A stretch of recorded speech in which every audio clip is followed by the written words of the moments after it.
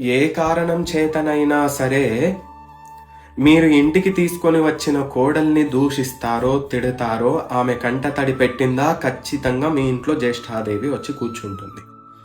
ఏంది గురువు గారు అలా అన్నారు అంటే చెప్తాను చూడండి. అసలు నిజమైన అష్టలక్ష్మి ఎవరో తెలుసా?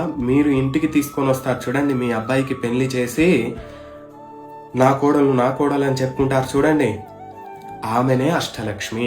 ఏంది గురువు గారు అష్టలక్ష్మితో పోలుస్తున్నారు కోడల్ని అని చెప్పేసి మీకు కోపం రావచ్చు.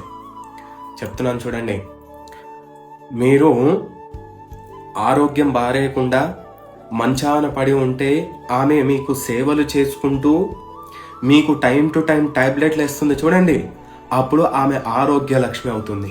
మీ వంశాభివృద్ధ్యర్థమై ఆమె సంతాన లక్ష్మి అవుతుంది. మీ యొక్క కొడుకు ఎప్పుడైతే ధైర్యాన్ని కోల్పోతాడో నీ వెనక నేనున్నా, మీరు ముందుకు వెళ్ళండి, ప్రతిదీ మంచిగా అవుతుంది అని చెప్పేసి కొడుకుకి భార్య ధైర్యం చెప్తుంది చూడండి, అప్పుడు ఆమె ధైర్య లక్ష్మి అవుతుంది. ఇలా చెప్పుకుంటూ పోతే చాలా ఉన్నాయి. ఎట్టి పరిస్థితులలో కోడల్ని ఎప్పుడూ కూడా దూషించకండి. ఎప్పుడైతే కోడల్ని దూషిస్తారో అప్పుడు మీ ఇంట్లో జ్యేష్ఠాదేవి వచ్చి కూర్చుంటుంది.